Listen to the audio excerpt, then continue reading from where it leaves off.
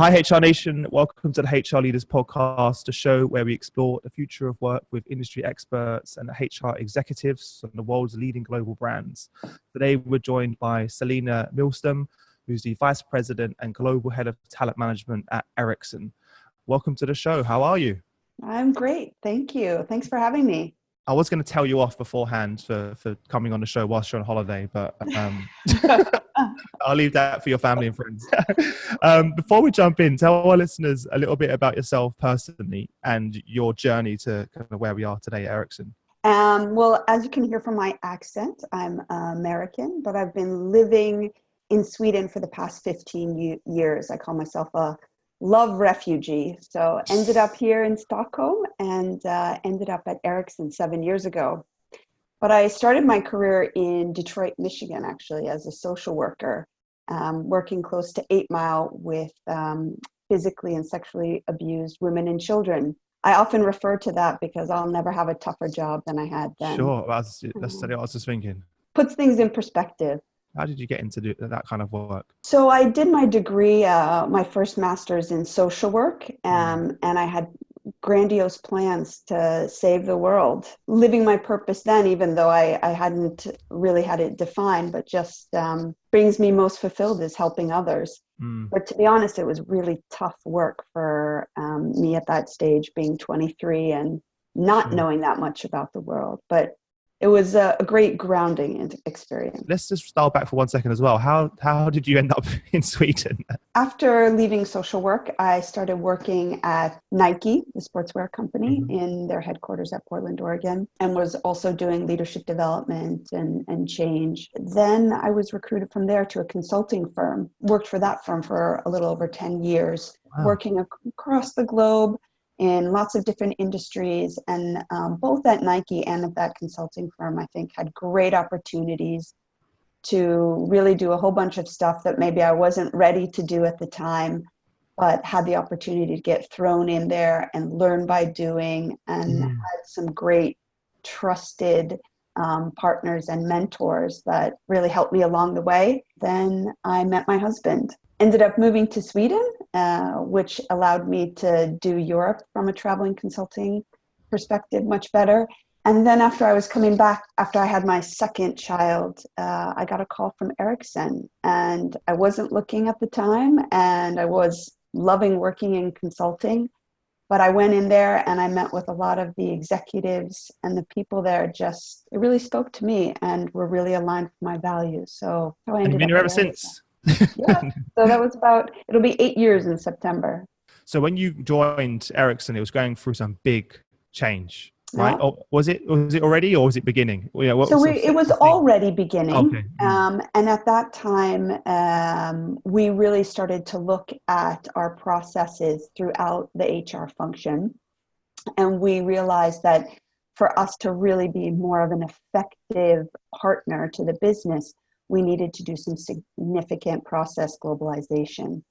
So we spent a few years really globalizing our processes to be ready to be more of an agile company. We integrated a new platform and ensured that, we took all of these, we're in over 140 countries, we have employees. So all of these small pockets of different kinds of performance management to try to move towards one Ericsson at that time. What was driving the change? Just to set the scene for everyone, what was it? Which was also there was major disruption and change going on in the industry as well. What was driving this change in the business? Well, I think the whole industry has been evolving significantly over the past 10 years. And that really started to accelerate, I would say, around that time. The whole IT industry, the whole ICT industry, if we think about telecom, if we think about the digital disruption that's happening, telecom is really at the heart of it in our communication piece. So it was really around us being able to have an organization that was much more agile, because we didn't know, this whole idea of strategic planning that you could do before, sort of a 10, 15-year look at. We really had to draw that in because there were so many disruptors happening. It was difficult to predict what was around the corner. Yeah. And the way that the company was structured was from a different time. Absolutely. So So we're over 142 years old. So we've yeah, gone through a lot of change.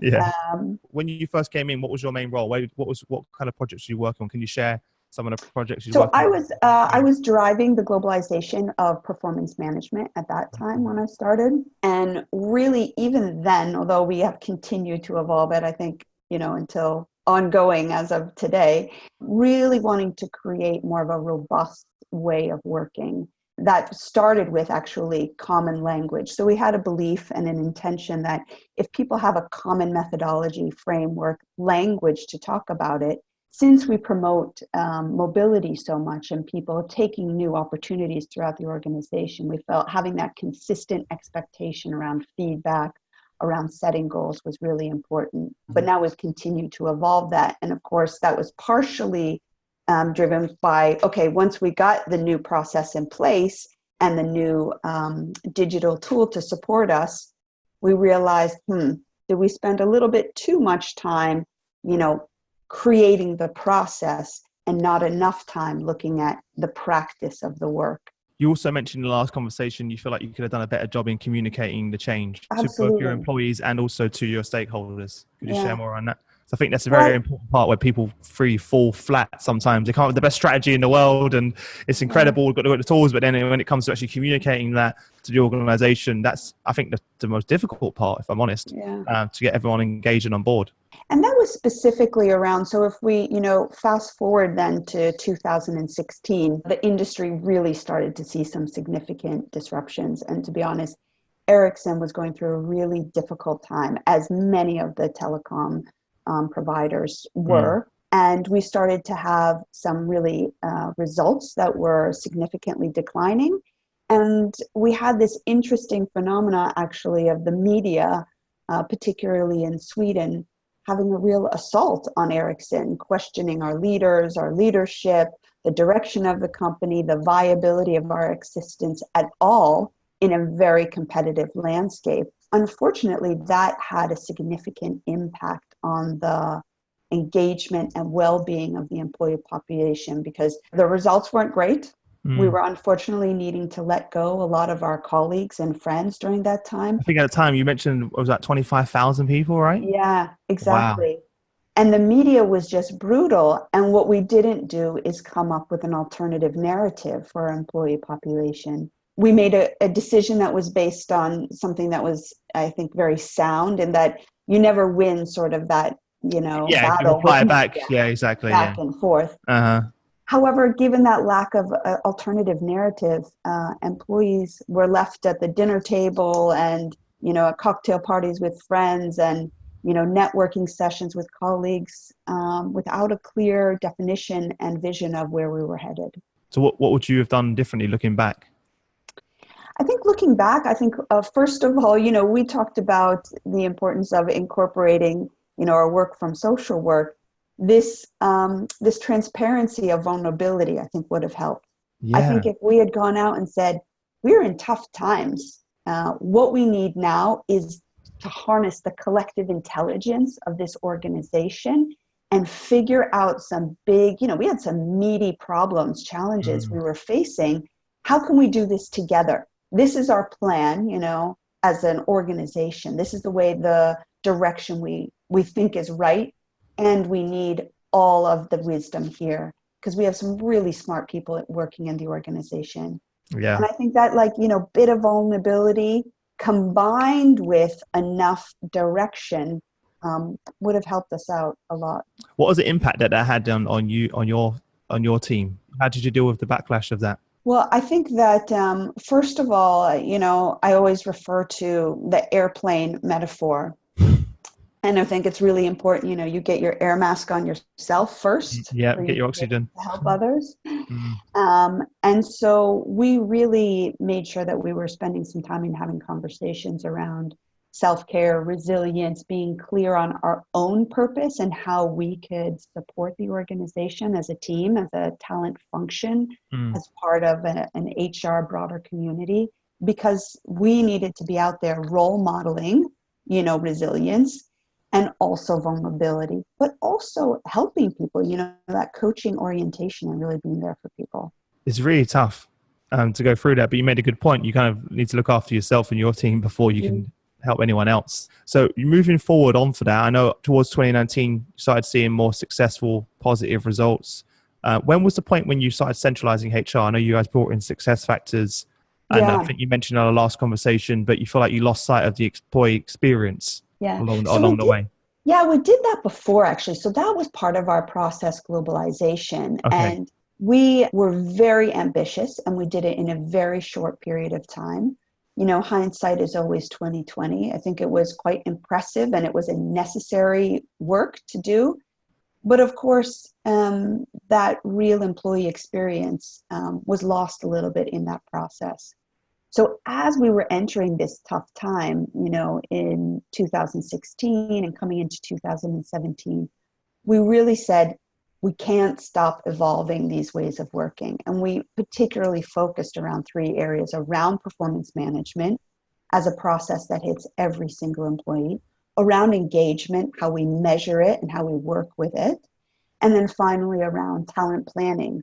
What is the mechanism? We were asking ourselves some fundamental questions of why we do what we do, and why we do what we do in the way that we do it. If we really want to create that positive employee experience, is our performance management process way of working, if it's supposed to help people perform better, is the way we're doing it really doing that? We had to be honest and say, not really.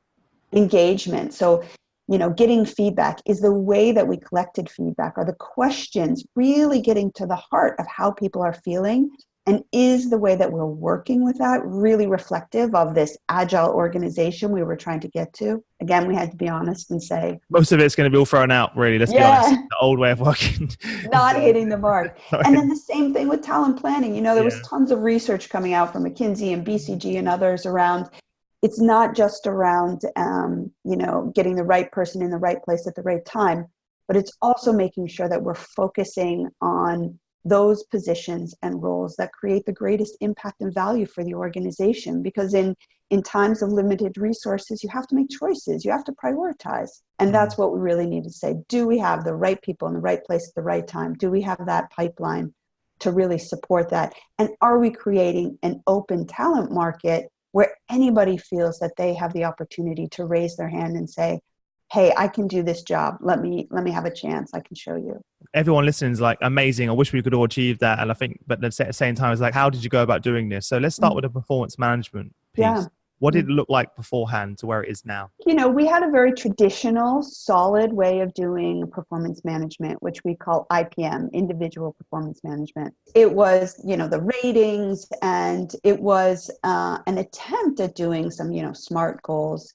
But what we realized is that there was a lot out there that we could learn from agile ways of working, and really creating more of a robust dialogue to help people to be the best version of themselves. An ongoing dialogue as well. Exactly. So what we did was also, traditionally, we had done, a design in the center of excellence, and then distributed this new process and ways of working. Again, we went back to, we have a lot of smart people in this organization, and we really believe that they knew what was best in terms of how they're, really tapping into the best version of themselves. So we did a real co-creation. We spoke with thousands of employees across the organization to design a new way of working that's much more of a robust dialogue. To be honest, we went into that process, a lot of research at that time around removing ratings. So we went into that design phase with the intention of actually doing some of that and removing the ratings. But what we found out when we really spoke with our people, so we're an engineering company, right? We have about 75% engineers. They didn't want ratings, to be put in a box, but they did want to understand, how they were being assessed from an impact perspective. So we made a shift from ratings to performance impact assessment. And with that, a much stronger focus on development and future state. And of course, important to look back and give feedback around how you're doing, but also much more emphasis and dialogue around where do you need to go, building clearer success profiles so people could understand what's expected of them. I think it's so important that the focus is on the actual impact the person's creating, as opposed to a rating. Yes. So moving away from those, forced institutions and a rating per se. But what's the impact? Yeah, as a business, that's what you want to know, right? And in terms of engaging them, they're going to be so much more engaged and tuned in when they have a direct understanding of how I'm contributing to the success of this organization. Absolutely. Most people don't know that. Like, there's many people that have roles and they actually don't have really an understanding of how it's, what role they play in the success of their business. Which was also then a really important part in terms of, what is the impact agreement that I have with my manager. So, this whole goal setting piece, but not setting goals for having a checklist, but really creating, okay, what's our agreement on the impact that I can create? What is it I should be focusing on? Yeah, changing the narrative. Exactly. Fantastic as well. What about the engagement piece? Because everyone always talks about, how do you measure engagement, right? It's like a question always come. How are you measuring it before to where you guys are now? I know you've changed it multiple times, I'm sure, in iterations along the way. So we went and really talked to the employee base again and found out, what it is they felt in terms of congruence with the way we were doing it and the way we could in terms of how they were feeling. And what we realized, we had a survey that was, well researched, of course, and quite traditional in the language, sort of HR speak, if you will. Oh, that's the first mistake. Yeah. And that's what we felt. We said, how do we get to simple questions that get to the heart of the issue much faster? Yeah. But that was a big cultural shift for us. So we're for everyone, by the way. That's a common mistake people make. I'm going to throw this in again. That same LinkedIn meeting I went to on Monday, they had Glint in the room. Yeah. And Glint was talking about that in their case study about, here's some employee surveys from organizations we worked with beforehand, and here's what we do with them now. And it's just like simplify, make it common language, and people are much more likely to actually complete it and be engaged in the process. It's so simple, but so we actually moved to Glint. So Glint. Really? What a coincidence. Yeah. Okay. Yeah. So plug for Glint. and what's great about this new way is that it's not that the questions they're rigorously researched, right? They're deeply based in the research around behavioral, and they really get to the heart. So some of the things though that were a little jarring, disruptive for us is shifting from sort of 3 or 4 questions that were very well HR formulated to, are you happy working here at Ericsson? Yeah, exactly. Yeah. Simple question. Because we all know what that means for us as an individual. We don't have to ask all the details underneath it. We all know that for you, what it means for you, what it means for me, what it means for Sally, doesn't matter.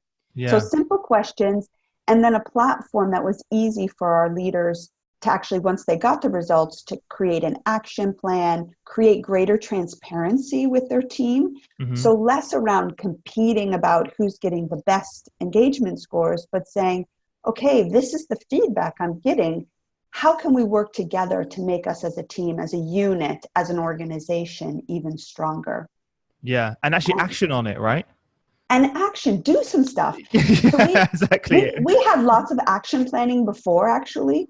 Yeah. But it was like a year of action planning with no action. Exactly. It's crazy. Like LinkedIn themselves are in the room, and they were saying they use Glint because they purchased Glint.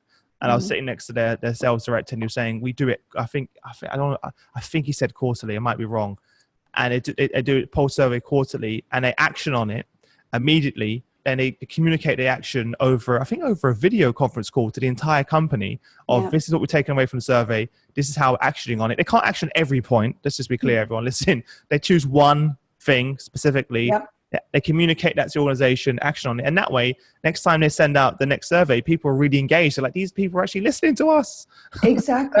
and they're doing something about it as well. And it's, as you mentioned, the app's so simple, because I actually got a chance to play around with it. I was like, the mobile version is unbelievable. They had a really funny story, Selina. I'm not sure I'd love to hear your experience on this. When they were rolling out to some of their clients, they had a problem where they was setting up the onboarding sort of video conference call where they had everyone in demonstrating how you use Glint's app. Mm-hmm. And they saw they had like a 50% plus drop-off rate on the day. And they were like, oh my God, no one's engaged. What's going on? But what they actually found is that people were like, I don't need to attend the webinar of how to use it. So easy. So it's actually the opposite problem. They're like, people had already gone ahead and downloaded it and used it and completed it. Whereas in the past, and you always know, when I speak to our members, they're like, Chris, I can't talk to you right now. You know, we're doing our surveys. You know, I'll speak to you in 3 months' time. But now it's no longer the case. Now it's so simple. We did no training, None, actually. exactly. Oh, there you go. Yeah. So I just want everyone to be clear on that, because everyone thinks it's really complicated and you did no training whatsoever, because that's the whole point of the tool. Is so easy to use. Linda are going to have to pay me and you for this plug on the I had to give them a call and be like, guys, just out of curiosity, I don't want to go too much into this topic, but why did you choose Glint over the other platforms out there? So I think that we did a very rigorous RFP process, but you know, it boils down to some core things. First of all, that it's well researched, benchmark data that we can use as an ICT company. So against other technology companies, and questions that were more layman speak. Another was functionality. So the two principles we had, both with performance management and with engagement, was it needs to be co-creation in terms of the design, but it also needs to be mobile enabled. You know, we're an IT company. If your customers are, right? You need to get them the same user experience they have at home. Exactly. So that was a great experience. And also just in general flexibility, and we happen to like the people. So, you know, in general, it's nice to work with people who have common values and beliefs around how change happens, how engagement happens. Mm-hmm. And I mean, I think they were also willing to take risks with us. So our executive team, I think, has been really courageous on this journey. Our previous tool, it took 3 months for us to get results back. I wasn't exaggerating, right? When I said 3 months. 3 months. 3 months it took us. That's crazy. The last survey that we did, it took 24 hours before we published everything to the whole organization. And the root behind that is around, listen, this is the data. Let's sense make together, instead of let's go in a private room and close the door and fix things and make them shiny and then go out. Hey, this is what you said. Now we're going to spend a few weeks figuring out what this actually means. Where do we need to focus? You know, peeling the onion about like root cause, you know, which is the cause, which is the effect. Yeah. So I think those were some of the reasons. I know when you created the stories of the why for the change, and then you set the philosophies, and then obviously then communicated them across the business. Could you talk about that and how you co-created the narrative with them? And then you had the 3 themes, if I remember correctly. Could you share around about that? All of this design was based on a dialogue and conversations, workshops that we had with the executive team. And even though we were going through like this significant change and really tough times as an organization from a financial perspective, we realized that we had to make some of these fundamental shifts and start them in parallel to fixing the actual business, because we knew once we were ready, we needed to take off quickly. We started with a sense that let's be clear about what it is we believe here at Ericsson. What are our philosophies? So not truth with a capital T, but what is it that we believe at this juncture in time around things like development? Where do we think development actually happens for people? Why do we think it's so important? Diversity and inclusion. You know, do we just have it because it's a fad and everybody, of course, you have to talk about D&I? That's most people at the moment, which annoys me. Or what is it we really believe? Why are we spending money? Why are we investing in this? Well, it is very clear because we know that it will drive better business results. Things around talent, things about rewards, pay and recognition. And so we set out these 7 philosophies to say, let's be clear, because we believe if we're treating people as adults, if they understand what informed the decisions we were making, informed how the new way of working was, even if they disagree, they have a higher percentage of getting on board anyway. They don't know the why. Why, as opposed to this is just a decision, that's it, no context. Yeah. So disagree and commit. And so with that, that's how we really felt that we were also based in, as we went and co-created, that we shared those philosophies, right? So we're, multitasking there in that we're giving people clearer understanding and line of sight to the executive team's beliefs and what we stand for as an organization. And then also then, how can we then influence? So we're doing this congruence check all the time. okay, well, if we said we believe this, does the way that we're actually designing this process actually support that belief? Yeah. And that's how we also were using, data and to actually drive the design of it. And Yeah. that also included then when we were talking about talent planning and shifting from a talent planning where we had very rigorous, we had talent pools to more of a strategic succession management. Mm-hmm. So we did all this work during that time of the business transforming, as you mentioned, saying goodbye to 25,000 of our colleagues and friends, and really implementing this new way of working. But one of the things that we really realized during that time is that it was very heady.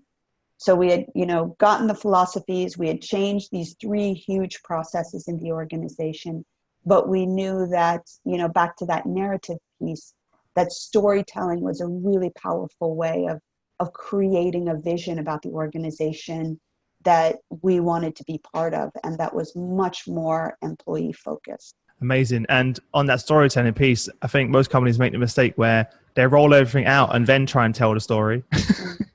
It just doesn't work that way, guys. It needs to be tell the story first, set the context, and then start to execute on that. It makes so much more sense. And I love the fact that you have those areas and philosophies to keep you grounded, and as a baseline for every decision you make, you can just step back for a second and say, does this align? Otherwise, why are we doing it? When we last spoke, there's 3 themes. You were talking about edgy, aspirational, external environment. Were they part of that? Is that the same thing? Sorry. So this was, exactly as you said. When we decided that we needed to have this story, and because we really believed in storytelling, we went out and we said we have to be consistent. This has to be co-creation. So we went back out and we're speaking with employees again around, what is it that really makes Ericsson special? And we had gathered a lot of stories already through that co-creation, like, why people had been at Ericsson for 30 years, why they had just joined, and the excitement of being part of. And we really saw this like theme of moments that matters, and that it was more than just, a company they were working for, but it was a community they felt committed to. But whenever you get feedback, it can, a lot of people have a lot of different perspectives, and we're a company of 100,000 employees and representative diversity in that. So we got all sorts of feedback. And to be honest, Chris, I would be in a session and one person would give feedback about a sentence that we had written and they absolutely loved it. And that was the sentence that was really going to hit people's hearts. And in the exact same session, someone would read the same exact line and say, I hate that. That's not going to work. That doesn't speak to me at all. But we knew that we were getting closer when these 3 key themes came up. And the first one was around, it's a bit edgy, this story.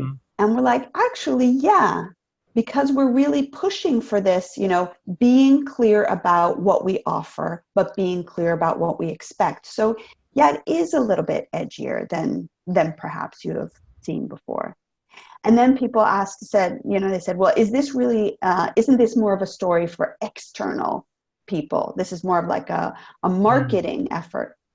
And what we said is, we know in a digital transformation in the world that we're living in with social media and podcasts and everything, you cannot say things on the outside that aren't true on the inside, because you'll find out. And you can't say things on the inside that you don't expect to get on the outside.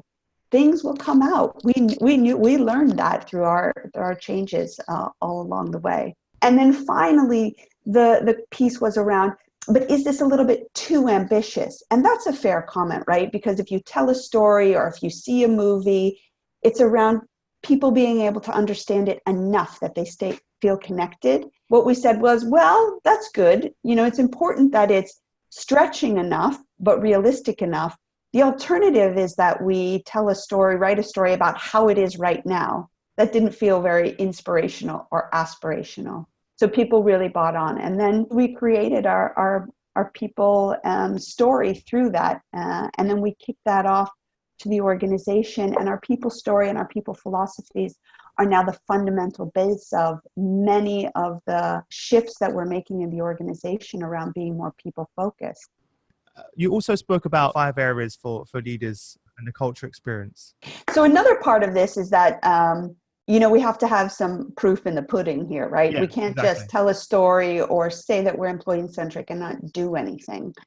So we've been doing a lot of changes to not just, processes within the HR function. This is not an HR initiative. This is a company initiative. So changes in how we're doing finance and how, from a real estate, what does our environment look like? So across the organization, small experiments happening to actually improve how we're working together and, working on letting go of that dominant logic.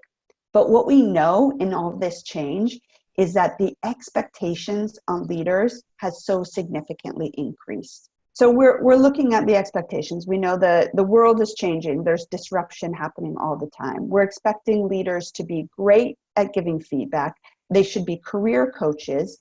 By the way, we've, automized everything so they can do everything self-help themselves instead of actual person. So they're doing all that administrative stuff. I bet before now they're like, oh my God, that they probably asked for it and now you're giving it to them. They're like, oh my God, I can't go to HR. Exactly. And you're having a team of like 19 people or plus, and you're supposed to be having one-on-ones with them and doing all this work. If you have a team of more than 2 people, there's some kind of personal crisis happening because we're human beings, and there's either, a birth of a child or a divorce or a parent who's sick or an illness for oneself. So you have to manage that as a leader as well. Plus you have to be able to, translate the strategy and paint the picture at like the macro level, at the team level, at the individual level. And by the way, it's not that you're just a manager, you actually have to do your own job and deliver well. So what we said is, the leaders in our organization, they need some support. This is around a mind shift, not just like skills and tools and training, but how do we really support them to shift and be really successful in this new environment with new expectations? And again, looking at, all the feedback we have from over 5,000 employees from our leadership development programs about what are some of the things that are really sticking, because we know leaders are so impactful and influential around the health and well-being of the whole organization. They're the role models. They're setting the pace. And we had some workshops with our executive team, and there's some very clear themes that came up that are reinforced actually in our engagement survey feedback as well, around what are the things that we need to significantly increase our willingness and ability to do to really help the organization to be successful and be successful in the turnaround that we're doing. And what's amazing, again, about the courage of our executive team and our CEO and CHRO, who are really supportive and advocates, is that we knew we had to prioritize, because there's always going to be tons of things that we could do, but we wanted to be selective when we decided around this next initiative and investment in developing a company. So we have 5 focus areas around where we want to significantly increase leaders' willingness and ability. The first one is around fact-based decision-making, using data. We have so much data now, but how do we be clear around what's the data we need to use to really make fact-based decisions? The next one that goes hand in hand, though, is to execute speedily, right? So we don't want to use data as an excuse to constipate a decision also, right? Because otherwise you can pontificate with data for a long term. We don't want that to happen. And then to execute with speed, that's so critical in this fast-paced environment right now. The third one was around cooperation and collaboration. So, true for many organizations, working across silos, really making sure we're reinforcing that behavior to lift somebody else up, to lift another department, having a one Ericsson hat on and really making thoughtful decisions around moving the whole organization forward. Another one that's really important and linked to our engagement survey is around creating a speak up environment. So we talked about the parallels to social work and tough things. One of the things I feel really passionate about and why I've stayed in corporate is that I think the impact that we have on creating ethical leaders is so important. And that comes from an environment where there's psychological safety and people feel they can speak up. So how do we support leaders to create that environment those conditions that really help us to have more meaningful discussions. So even moving away from, words like feedback, but Yeah. what just having a meaningful conversation, right? And the last one is around willingness and ability to have empathy and humanness. Really seeing that at the heart, and particularly as an IT company in the middle of a digital transformation, it's people in the center. So how are we always being mindful that it's not just about resources that we're allocating here, but these are people with aspirations and talents, and how do we actually create conditions that really maximize performance and well-being for everybody? And that's why that was also then the inspiration for us just a few months ago, changing our name from human resources to people, which other organizations have done, but for us, it was quite a significant marker of the focus on the people. I hate human resources Yeah. technology. I think everyone does. I don't think I've met anyone that's like, yay, human resources. So now we're launching this initiative for all of our 7,000 plus people leaders. Wow. And we just kicked it off a few weeks ago, and there is a workshop component to it, but it's not just about the workshop. Mm-hmm. We'll be doing lots of what we're calling pebbles to create ripples in the organization for cultural change. Mm-hmm. We'll have to do a part 2 then. Yeah, exactly.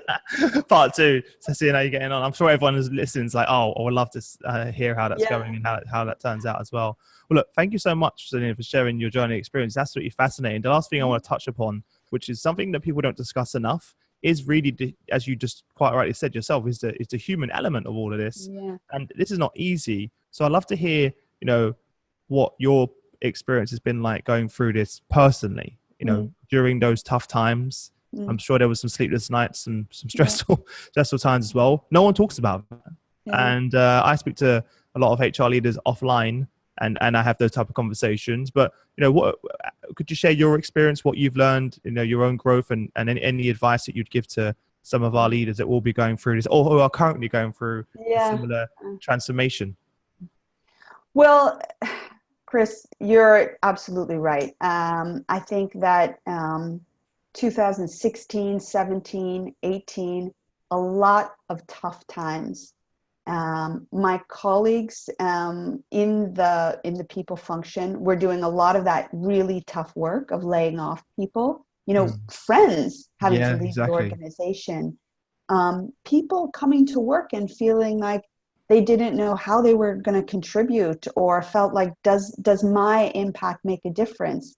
And I absolutely had some of those same feelings, heading up the talent function at an organization where the talent was feeling really shitty, was not great.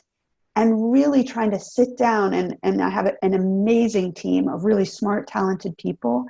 And, I talked before about, self-care, really having the luxury of having a great team that are very thoughtful, and we all gave each other the space, and they certainly gave me the space as the leader of that team to be vulnerable, to show that it was tough, to be sad sometimes, and really be able to say, there's some days it felt like, now we just go home, or we go for a walk. And we did that sometimes together, or, do whatever you need to recharge your battery to be ready. And I definitely think, lots of different opportunities in other organizations that came up. But fortunately, I really believed in the organization, and, having that space and trust from the executive team and from my boss to really actually do these experiments based on, we laid it out and we said, this is what we believe, this is what we think we can achieve.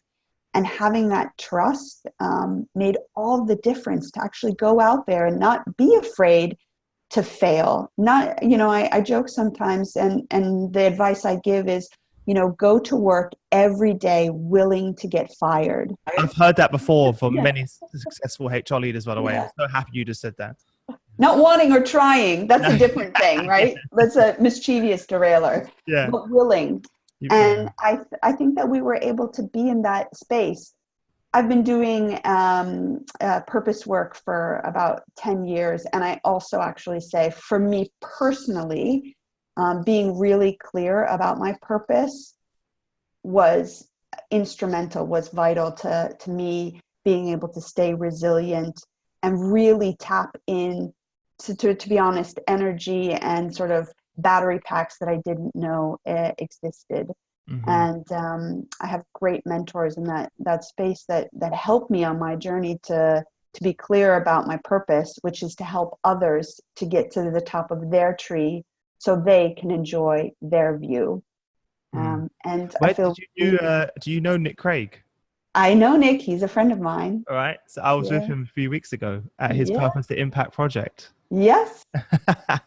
He's a good friend of mine. He's certainly helped me on my purpose journey. I think it's a good place for you. You know, it's always somewhere you can fall back on, isn't it? And have a place to be grounded and go back to your purpose. And my purpose, all right, is to be the unbreakable artist that dances you to life.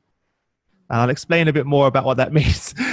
So the unbreakable part was to be the unbreakable artist is around I grew up in a very tough environment, as I explained to you, with sort of domestic violence.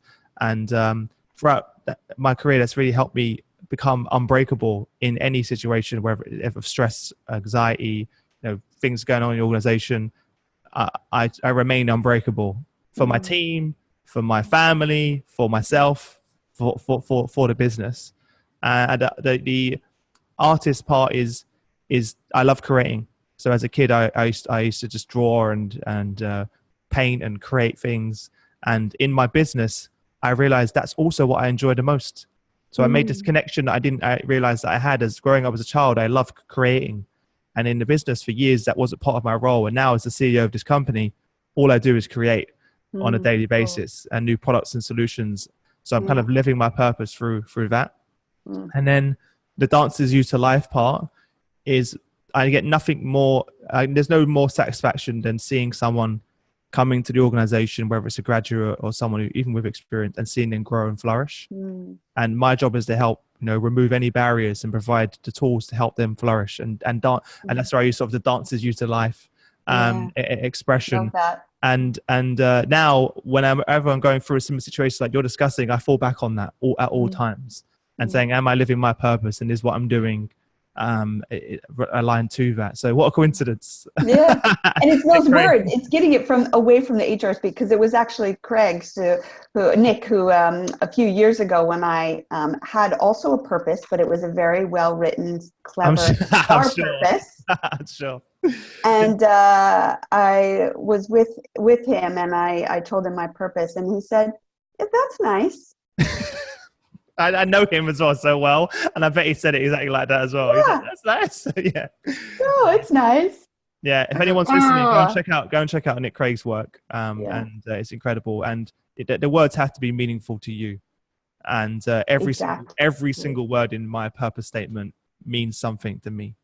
I love it. It was really beautiful. Yeah. And when you first say it, it sounds crazy to people. But for me, I've even got at the end, just for everyone listening, it's a workshop that Nick runs in both in organizations and also outside. And obviously Selina's been part of that. Many organizations like Lego, like Unilever, have worked with Nick, and thousands of their leaders have gone through this program. But you actually work with a team of people over a few days to help co-create that. That purpose statement, and at the end you write your sort of action plan. And to live my purpose, I actually drew it. So I have it's actually on my wall right on the right hand side of my set right now, and everyone in my office can see it. And it's a huge picture, and it's basically my entire purpose, but mapped out obviously through an artistic expression. So whenever I walk in the office every day, I look up at the board and I know exactly where I'm going and how I'm going to get there, and it's directly aligned to our purpose and vision. You're going to have to snap a shot of that and send it to me. Well, basically, it's the rough version from the day. So I literally grabbed a whiteboard. I mean, not a whiteboard, a flip chart. And I drew it out on the flip chart without even thinking. And my plan is to actually, paint the full thing. Ah, cool. And actually have it as an art piece in the office.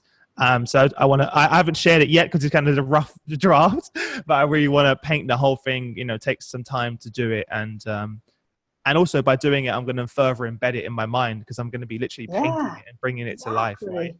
So That's that's, beautiful. I have Nick in the Mhm. team messaging me on WhatsApp saying, Chris, we haven't seen When the is painting yet. I'm like, oh no, I would have to do it. So yeah, I knew you was talking about the Nick's work when you're saying that. Yeah, It's fantastic as well. But it's really important, and I'm glad you brought that up because it is always a place you can tap into and go back to your purpose and saying, absolutely. am I living my purpose? Is it aligned?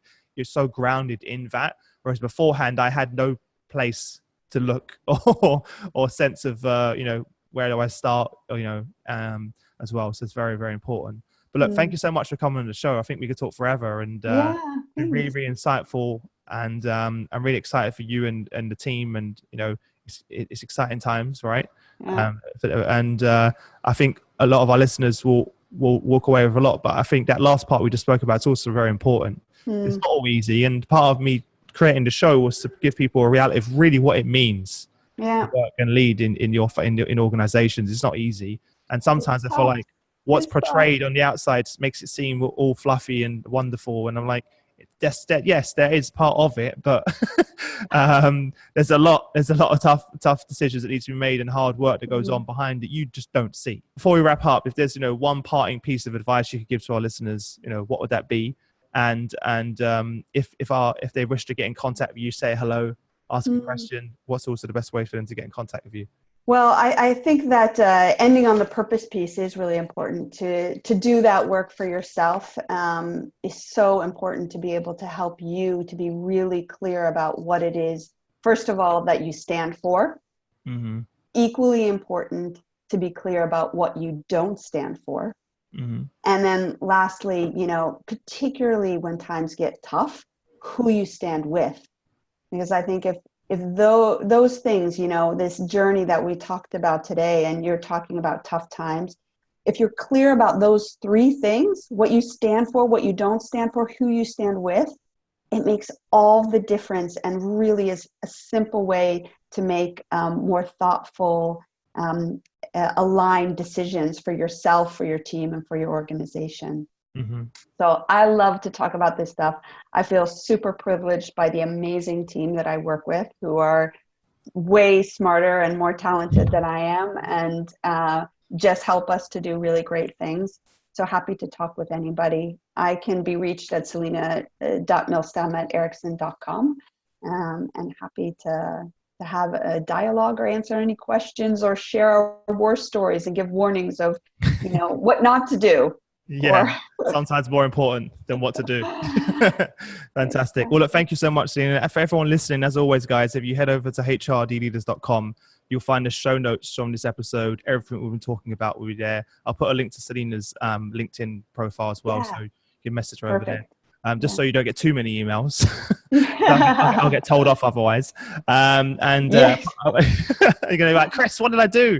Yeah. Yes. And apart from that, thanks again for sharing your journey and insights. I look forward to catching up with you again soon, and wish you all the best until next week. Yeah. Thanks. Thanks for the meaningful conversation, Chris. Have a great weekend.